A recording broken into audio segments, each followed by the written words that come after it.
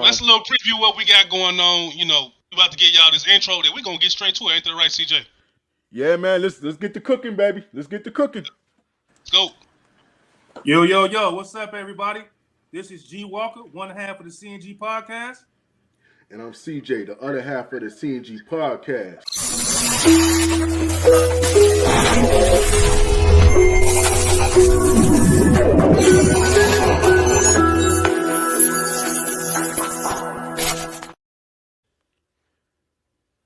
And just like that, we are back. Big dog, how you been, bro? How's your week been? It's Friday, man. You know, how was your week? Man, you know, G Walker, I had to take a little bit of time off, man, off of social media. It was catching up to me. You know, I do other stuff off of social media, helping out other content creators' channels. So, man, it felt good to take some time off, man, to just get my mind refreshed. But I'm ready to get back to work, man. How about you? Hey, man, it's been a good week, man. I'm still home with my kids, man. They getting on my nerves and everything, but I'm glad they home, man. Spending time, man. We chilling, man. Got family members coming over today. You know, man. So we're gonna get a couple of pieces. You know, we're gonna have a good time. But this week was cool, man. It kind of flew by too. Yeah, man. Hey, man. Yeah, it came back quick, man. But yo, we gotta get into this Cavaliers and this Bulls game, man, because this was some crazy shit. But all right, let's man. Put up the. We're gonna do the part 2. Yeah, hey man, we might as well get into that part 2, man, because you know it was crazy. So let's go ahead, let's pull that up and let's get to it. And just to let y'all know what happened after that, man, it went into overtime. Donovan Mitchell ended that game with 56 points. Overtime, this dude ended up scoring 71 points, man. Crazy. 71 points, man. It was ridiculous. And the final score, speaking of that, was 145 to 134, man. So the Bulls, in overtime, they just couldn't stop him. Man. Yeah, it's like they lost their confidence, man, and you know, and the referees was helping a little bit too much. We played the Cavs before this game right here. We lost 102-103, and it was the same thing in that game. So it just seems like the referees this year, I don't know if they gambling, you know, doing FanDuel, but they definitely are not doing their job and being fair, because the game that we lost to them the first time, didn't DeMar get fouled? They said, oh, he got fouled. It should have been 2 free throws. Yeah, I mean, it was a lot of stuff going on the referees, but still, man, at the end of the day, the Bulls got to do better. The Bulls got to do better with the rebounding. The Bulls got to do better with the defense. And I'm going to tell you something about this game in particular. Billy Donovan, he got out-coached in this game, because when Bernie Bickerstaff made that adjustment, putting Jared Allen on DeMar DeRozan, now you seen Vucevic. He had Kevin Love on him a couple of times, and he also had Osman, the 6'7" forward, on him a couple of times, and the Bulls went directly to DeMar DeRozan. And we keep saying it every time. Vucevic is going to have to be that number one option. And like you said, man, you got spot up Kobe, spot up Zach LaVine. These guys are better shooters when it's a kick out and a pass directly to them to the 3-point line. So the Bulls got to start understanding that Vooch makes your team better. Lonzo Ball is not going to be out there. So Vooch is your second best passer. He's not coming through that door, man. Exactly. And Vooch is your second passer. So get the ball in the paint. Okay, teams are gonna have to make a decision whether they're gonna double team Vooch, or when they double team him, Vooch can kick it out to Zach, he can kick it out to Kobe, whoever's out there, and they can get ready to knock down the shots. But right now, it seems like that man on your screen has been the number one option. And G Walker, I'm gonna be honest with you, it has not worked. It has not worked this season. How you feel about that? Hey man, it hasn't worked, man, because teams, it's not even teams, it's just that you're so predictable. It's only so many times you can get a bullseye on the target. You know what I mean? You have to do something else at some point. And I kind of can see where Zach LaVine's coming from with his frustration. As far as Zach LaVine being the number one option and Zach LaVine getting paid $200 million, you know, you kind of want to see him have the ball. It was 5 seconds left. And what game was it? It was 5 seconds left. Yeah, in that other Cavs game, and I really thought that Zach should have got the ball. And you saw what happened. So I see where Zach LaVine's frustration could come from. I see what you're saying about it's not working this season, because you got to do something a little bit different. Like you said, you got Zach, you got Kobe, you got Vooch. DeMar's surrounded by shooters.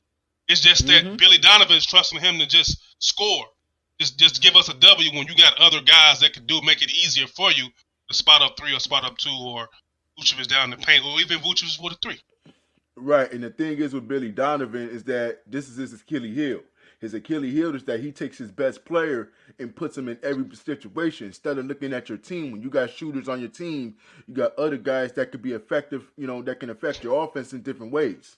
So this has been the Achilles heel to Billy Donovan, and you cannot always have DeMar DeRozan as your number one option. You cannot always defer to DeMar DeRozan. He is a very good player, but you have to make your job easier out there. And Alonzo Ball will make your job easier, but Alonzo Ball is not here. So the next person that'll be willing to do that would be Vucevic. Get the ball in the paint. They're going to have to make a decision. When Vucevic is still a top 5 center in the league when it comes to offense. So give him the ball. Let him do his thing. He gets double teamed. He's gonna find you. You got to make a sacrifice. You got to. Hey man, you're right, and it was a critical error by Patrick Williams on that play, man. He should have boxed out Mitchell, but things happen. So but P-Dub, it seemed like he took that personally, and is either on to the next game.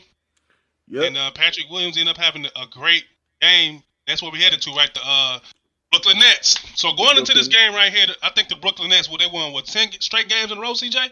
Something like that? They won like 10 straight. I think it was like 10 or 10 straight games or something like 12 or something. They had like a big winning streak. It was like either 10 or 12 straight games. I can't remember exactly what the number was. But they were the hottest team in the NBA coming into this game.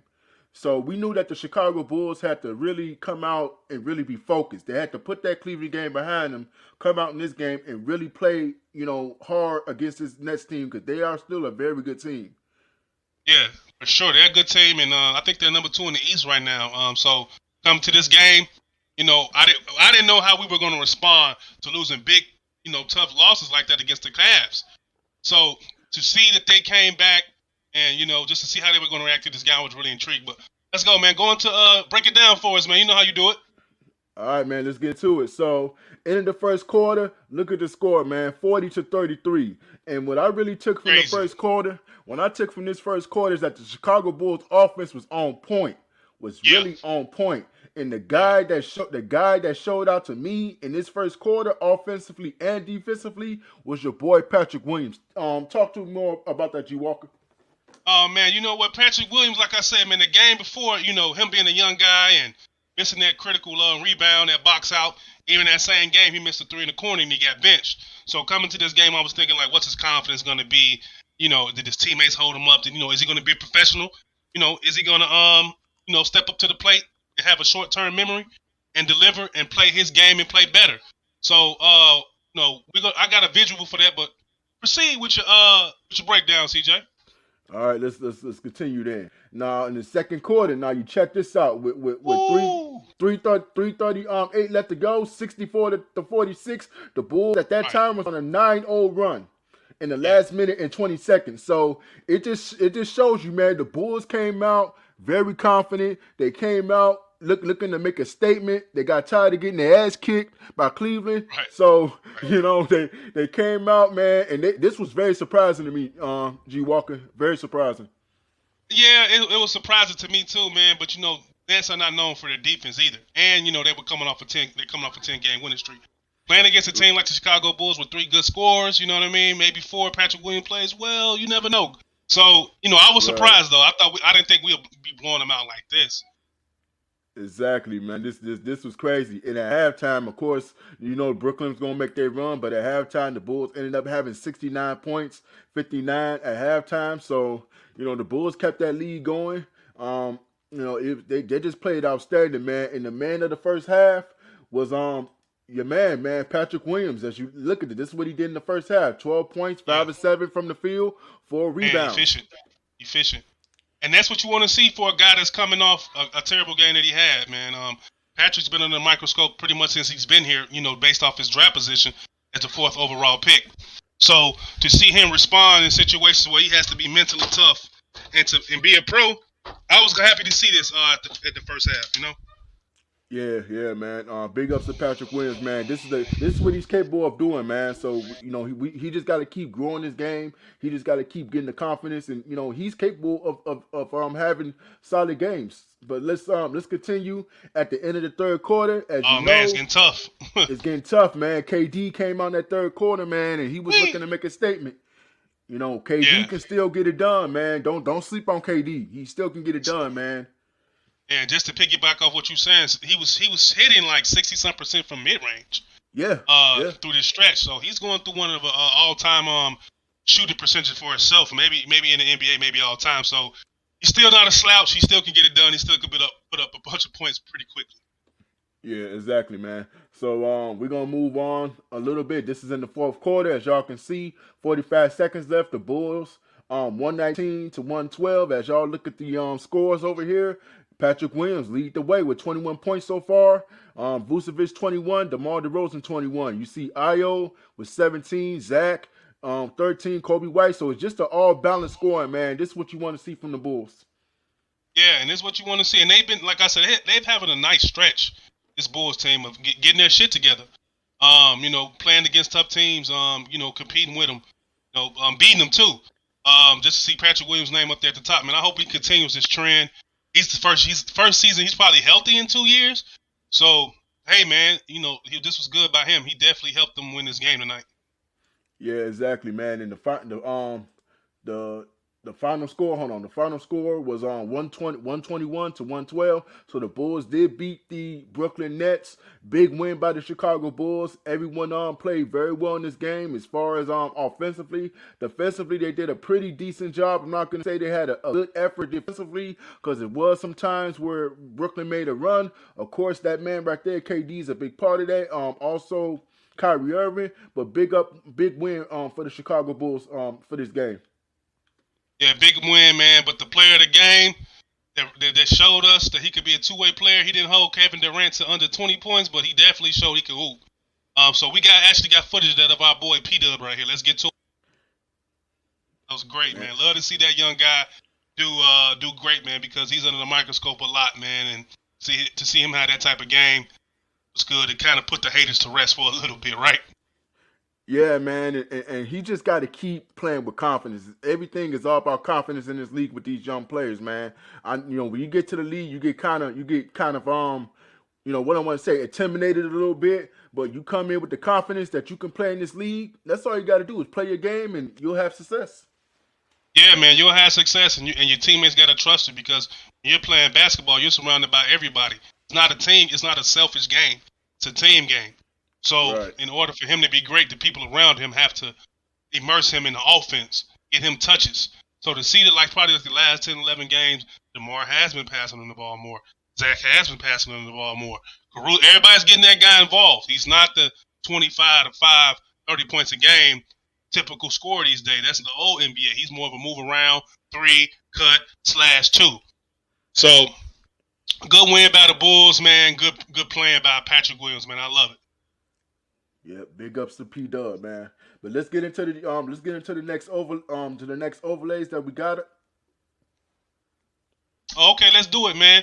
There's been a lot of speculation about who's getting traded from this Bulls team, whether it's Zach LaVine, whether it's DeMar DeRozan, whether it's Vucevic.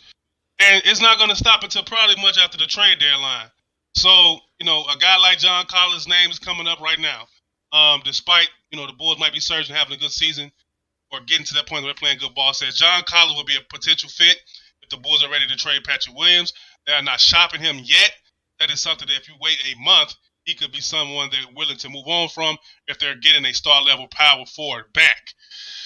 That's a lot to read right there, CJ. What you got to say about this, man? John Collins would be a solid fit. The only issue is a couple of things I have with this. The number one thing with John Collins is his health. We don't want to get into a situation like we got with Lonzo Ball, where he's a good player, but can you rely on him to be available during the season? Second, I don't agree with the whole Patrick Williams trading scenario because I was going to ask you that. How did you feel about giving up Pat to get him? Yeah, I don't like that scenario. It would have to be a third team involved to where I would like to see maybe somebody like a DeMar DeRozan be moved, and maybe we get a John Collins back in that situation. I would think that would be the much better fit because I think Patrick Williams is still a very good two-way player. He has potential to be a two-way player. You guys seen it from the Nets game, so I don't think you trade a guy like a Patrick Williams with that potential, just to get a guy who's really has not been healthy. All right, man, you said it everything, man. You killed it. Very well said. And I agree with everything you said. This guy hasn't been healthy. He's probably going to be more expensive than Patrick Williams.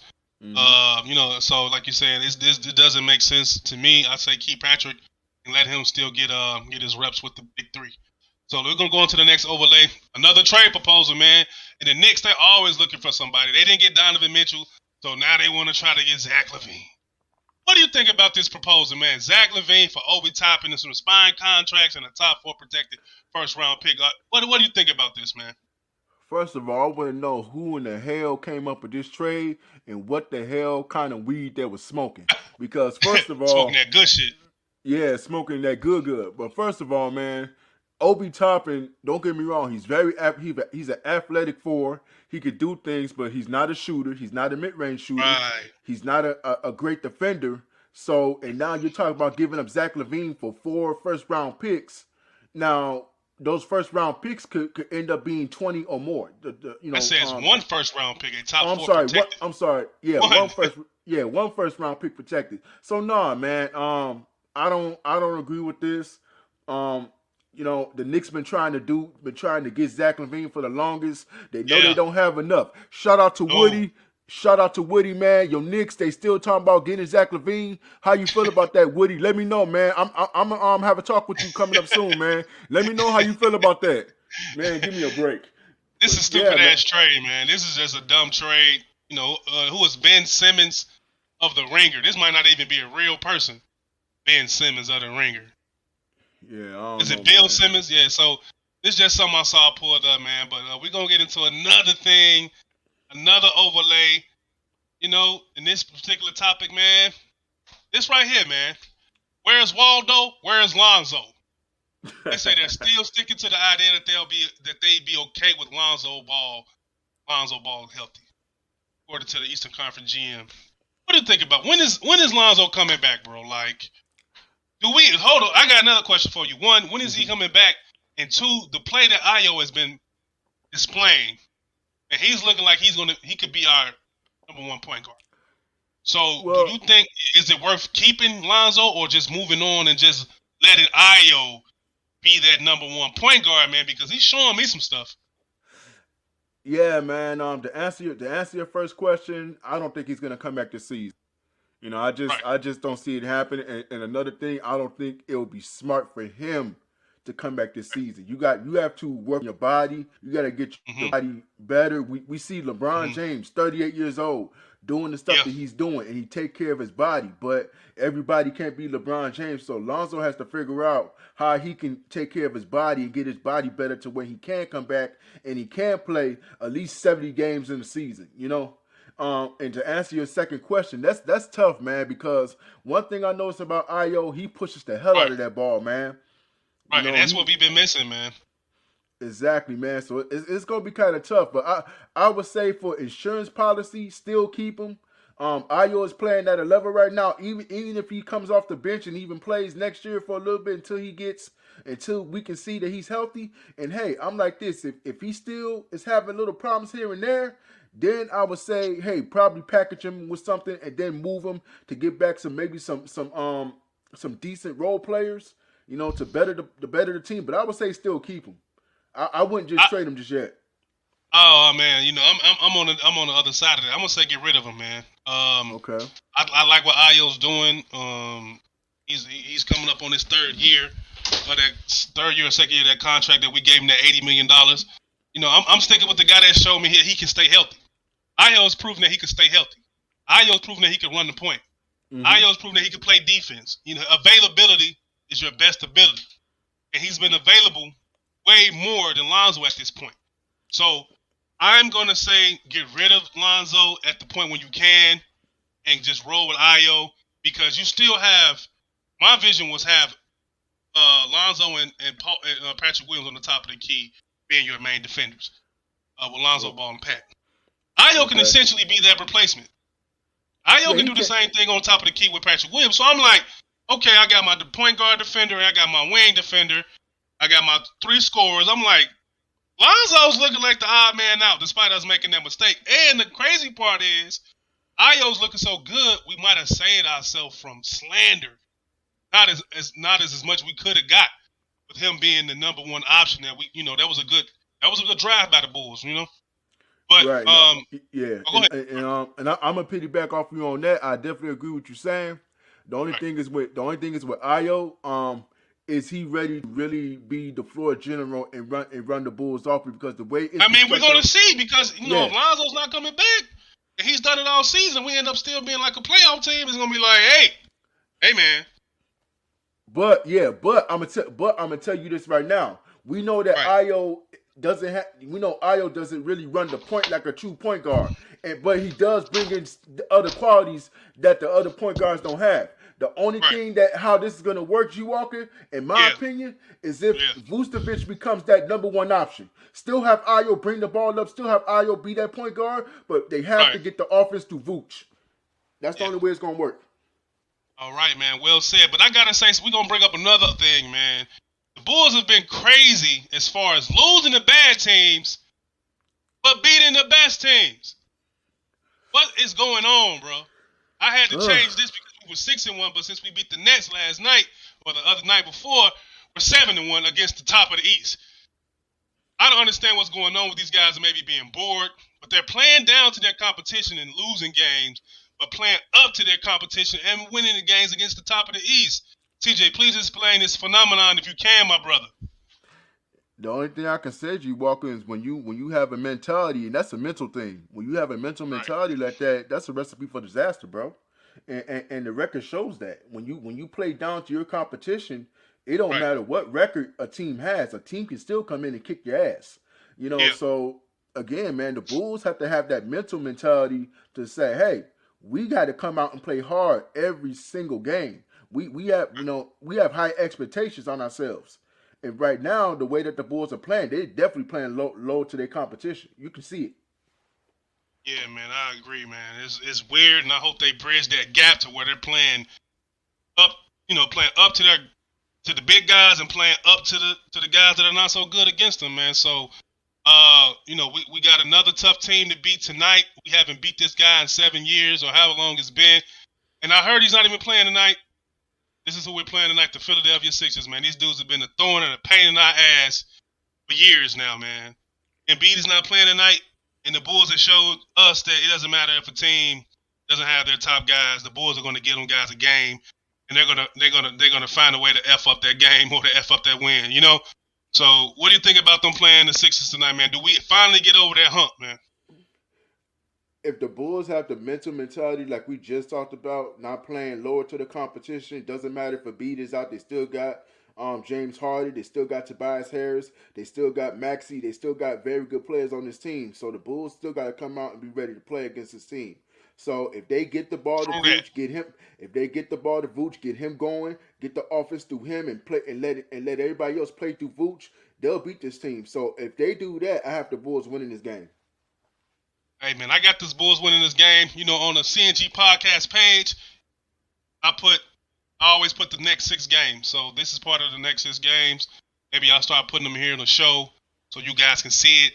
I think the Bulls are going to win this game too, man. I think we're going to go 4-2 on our next 6. I put that on the CNG Podcast page. Please follow us on Facebook. Please follow us on YouTube. Please follow us on Twitter and Instagram.